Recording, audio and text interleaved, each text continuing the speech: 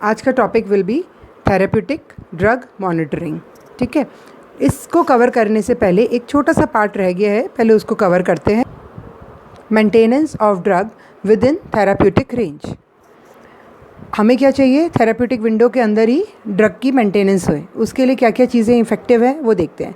Maintaining the drug concentration with in the therapeutic window depends upon, पहले तो therapeutic window क्या था, maximum safe concentration ratio minimum effective concentration.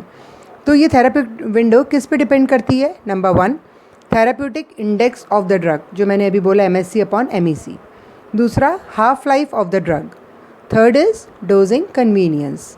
अब कुछ general instructions हैं, देखते हैं फिर पता चलेगा। Number 1, if a drug has a short half life 3 hours से कम की, यदि किसी ड्रग की शॉर्ट हाफ लाइफ है और उसका थेरेप्यूटिक विंडो भी कम है, मतलब ये वाला जो MSC/MEC वाला जो रेंज है वो भी शॉर्ट है, तो उसके लिए हमें डोजिंग फ्रीक्वेंसी बहुत कम होनी चाहिए इन कंपैरिजन टू उसका टी हाफ। मतलब जल्दी जल्दी डोज नहीं देनी है, हमें बहुत लंबे लंबे इंटरवल में देनी होगी, क्योंकि उसका विंडो भी तो छोटा सा है, फटाफट वो ऊपर पहुंच जाएगी, फटाफट वो नीचे आ जाएगी। ठीक है, तो उसको बहुत कम टाइम लगेगा, और यदि हम डोजिंग ज़्यादा कर देंगे तो टॉक्सिसिटी हो जाएगी। Example is heparin. दूसरा, अब दूसरी तरह की ड्रग जिसकी शॉर्ट हाफ लाइफ तो है और भी 0.9 आवर्स की है, पर उसका थेरेप्यूटिक इंडेक्स ज़्यादा है। ऊपर वाले का थेरेप्यूटिक इंडेक्स कम था, पर इसके पास सफिशिएंट थेरेप्यूटिक इंडेक्स है, तो इस केस में हमें क्या होती है, डोजिंग फ्रीक्वेंसी हम ज़्यादा रख सकते हैं। पर आप ये सोचो, थेरेप्यूटिक इंडेक्स ज़्यादा है तो ऊपर तक पहुंचाने के लिए उसकी मेंटेनेंस डोज भी हमें थोड़ी ज़्यादा चाहिए होगी। अब किसी ड्रग की इंटरमीडिएट हाफ लाइफ है तो हम ऑलमोस्ट कम भी रख सकते हैं, टी हाफ के बराबर भी रख सकते हैं। फोर्थ पॉइंट इज़, यदि ड्रग की जो टी हाफ है वो 8 आवर्स से ज़्यादा है तो बड़ी कन्वीनियंट डोजिंग है, इसको आप उसकी हाफ लाइफ के बराबर के टाइम में एडमिनिस्टर कर सकते हो। लास्ट इज़, किसी ड्रग का टी हाफ बहुत ज़्यादा है, मतलब 24 आवर्स से ज़्यादा है, जैसे एम्लोडिपिन वगैरह है, तो सिर्फ OD dose is sufficient, very very convenient. ठीक है, पार्ट ख़त्म हुआ। जैसा मैंने अभी पहले बताया था, मेन टॉपिक आज का है हमारा थेरेप्यूटिक ड्रग मॉनिटरिंग। इस पे एक क्वेश्चन आता ही आता है, इम्पॉर्टेंट है। इसका मतलब क्या है? इसका मतलब है हम इंडिविजुअल पेशेंट में ड्रग की थेरेपी को कैसे मैनेज करेंगे। देखो, पेशेंट टू पेशेंट फ़र्क आता है, एक होता है इंटर सब्जेक्ट वेरिएशन, एक होता है इंट्रा सब्जेक्ट वेरिएशन, वो हम आगे देखेंगे। ठीक है, अब मैं इसको रीड कर रही हूँ।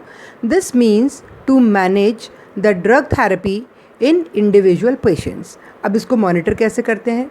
3 मेथड्स हैं। एक होता है थेरेपेटिकली इसको मॉनिटर करना, एक फार्माकोडायनेमिकली और एक फार्माकोकाइनेटिकली मॉनिटर करना। थेरेप्यूटिक मॉनिटरिंग मीन्स उसके थेरेप्यूटिक इफेक्ट देखो, जिसके लिए आप वो ड्रग ले रहे हो, सर दर्द के लिए ले रहे हो तो क्या वो सर दर्द मतलब एनाल्जेसिक इफेक्ट आया कि नहीं। ठीक है, बुखार के लिए ले रहे हो तो एंटीपायरेटिक इफेक्ट आया कि नहीं, XYZ। फार्माकोडायनेमिक मतलब फार्माकोलॉजिकल रिस्पॉन्स है कि नहीं। फार्माकोकाइनेटिक मतलब प्लाज्मा ड्रग कंसंट्रेशन जितनी आप चाह रहे थे उतनी अचीव हुई है कि नहीं हुई है। तो ये 3 एस्पेक्ट्स इसके हैं, एक एक करके हम थोड़ा तीनों को देखेंगे। फर्स्ट आता है therapeutic monitoring. This involves the incidence और occurrence of the therapeutic response और एनी अनडिज़ायर्ड एडवर्स इफेक्ट। आपको जो थेरेप्यूटिक रिस्पॉन्स चाहिए, क्या वो आ गया? आ भी गया तो कितना अनडिज़ायर्ड एडवर्स इफ़ेक्ट है या नहीं है, और है तो कितना एक्सटेंड तक है। अब कभी कभी किसी केसेस में क्या होता है, आप ड्रग का डायरेक्ट इफ़ेक्ट मेजर कर पाते हो, मतलब आपको पता चल जाता है कि थेरेप्यूटिक रिस्पॉन्स आ गया, वो कहलाता है थेरेप्यूटिक एंड पॉइंट। जैसे फॉर एग्जांपल, आपने सबलिंगुअल ये दवाई ली, कौन सी, ग्लिसरॉल ट्राइनाइट्रेट।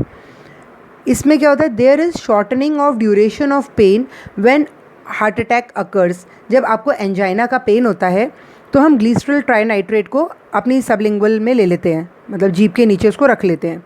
उससे क्या होता है, जो आपका पेन जो आपको हार्ट में हो रहा था उसका ड्यूरेशन शॉर्ट हो जाता है, मतलब आपको पेन पता नहीं चलता ज़्यादा।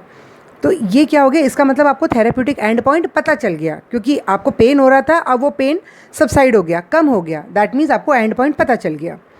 अब क्या होता है, कई बार क्या होता है कि थेरेप्यूटिक रिस्पॉन्स नहीं मेजर कर पाते। पढ़ लेती हूँ। Sometimes therapeutic response is not measured, instead onset of toxicity is used as a dosing guide which is known as toxic end point. कभी कभी थेरेप्यूटिक रिस्पॉन्स नहीं पता चल पाता, बल्कि क्या पता चलता है, ओहो टॉक्सिसिटी आ गई। तो कभी कभी ऑनसेट ऑफ टॉक्सिसिटी भी एक एंड पॉइंट हो जाता है, जिसको कहेंगे टॉक्सिक एंड पॉइंट। क्लियर हो गया ना दोनों, therapeutic and point and toxic end point. Therapeutic जिसमें डायरेक्ट इफेक्ट पता चला, जब डायरेक्ट इफेक्ट नहीं पता चला रादर देन टॉक्सिसिटी पता चली, तो टॉक्सिक एंड पॉइंट। दोनों केस में आपको ड्रग छोड़ देनी है। अब pharmacodynamic monitoring, it may happen that the response observed may or may not correlate exactly with the therapeutic effect. कई बार क्या होता है कि जो आपका रिस्पॉन्स है वो ज़रूरी नहीं है कि बिल्कुल वैसा ही हो जो थेरेप्यूटिक के लिए आपको चाहिए, ठीक है, कोरिलेट नहीं, पर फ़ायदा हो रहा है। जैसे फॉर एग्जांपल इससे समझ में आ जाएगा, blood glucose lowering with insulin. अब इंसुलिन लेने के साथ देखो ब्लड ग्लूकोज लोअरिंग तो हो रही है, किसी पेशेंट की कुछ एक्सटेंट तक होगी, किसी दूसरे पेशेंट की किसी और एक्सटेंट तक होगी, ठीक है, बट केस तो आपको मिल रहा है, तो थेरेप्यूटिक इफेक्ट तो है, पर फार्माकोडायनेमिक रिस्पॉन्स अलग अलग आएगा।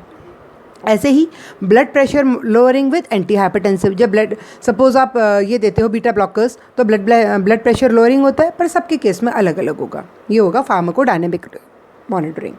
Last is pharmacokinetic monitoring. ये क्या चीज़ होती है? This involves target concentration strategy, important word है।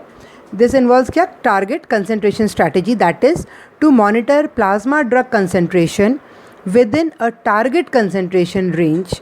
दिस इज़ यूजफुल व्हेन, इसमें हमने क्या किया, पहले एक टारगेट कंसंट्रेशन रेंज सेट कर दी, यहाँ से लेके यहाँ तक होना चाहिए, तभी हम मानेंगे कि उसका इफेक्ट आ रहा है। अब यदि उस टारगेट कंसंट्रेशन में आपकी ड्रग जा रही है, देन आपकी pharmacokinetic monitoring is okay, otherwise नहीं। ये कब यूज़फुल है? दिस इज़ यूज़फुल व्हेन जो आपके थेराप्यूटिक एंड पॉइंट्स है वो निकालने बहुत डिफ़िकल्ट है, तब हम फार्माकोकाइनेटिक मॉनिटरिंग करते हैं। दूसरा, जब चांसेस ऑफ थेराप्यूटिक फेलियर बहुत ज़्यादा हैं, तब भी हम फार्माकोकाइनेटिक मॉनिटरिंग करते हैं। Example of these drugs are digoxin, phenytoin, gentamicin. This और स्पेशली इसका एप्लीकेशन कहाँ पर है? जो पेशेंट्स रीनल और हिपैटिक डिजीज़ से परेशान हैं, उनके लिए हम फार्माकोकाइनेटिक मॉनिटरिंग यूज़ करते हैं। This is done specially for renal and hepatic disease cases. That's all for this video. Thank you.